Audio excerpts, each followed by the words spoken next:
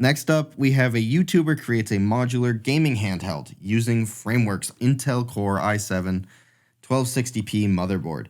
So if you didn't know, gaming handhelds for some reason are taking off. Personally, the Wii U was cool. Never had an interest since then. That said, they're taking off, they're cool, and I can see why people would enjoy them over like a laptop or something like that, especially after the Nintendo Switch came out. So modular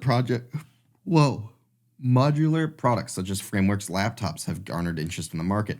Framework laptops, if you did not know, are super cool.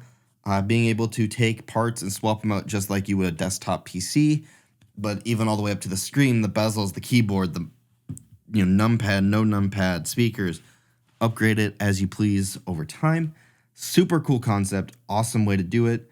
And you can buy these parts used later on. And then you could buy like your laptop motherboard. So you take that out, you take your old one out, and then you're like, oh, I'm going to build a NAS with this one. You print an enclosure or go buy an enclosure, you shove that in there.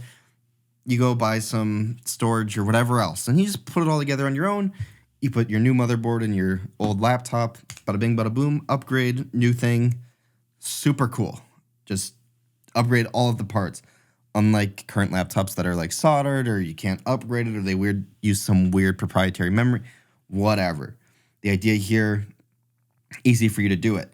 Now, Pit Stop Tech went out of his way and built his own Steam Deck, if you will, using it. So the main board sells for $549 US, which to give you an idea, the cost of this product is not going to be a cheap one necessarily, but a cool use for if you are a framework owner or if you move on to owning a framework and you're like, oh, what can I do with this when I'm done?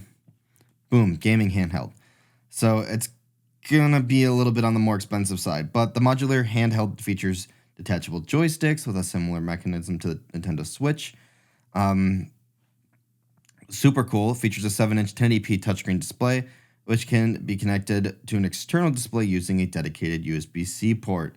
Full-featured USB-C port and 3.5mm headphone jack, which for some reason people are still trying to hang on to. I feel like we should all just, it's time, move on. Now, the iGPU seems to be doing a good enough job. Memory and storage include 16 gigabytes of RAM, a 512 gigabyte storage. Another cool thing, you're using your old framework here. Upgrade your RAM, upgrade your storage, both possible. How wild is that?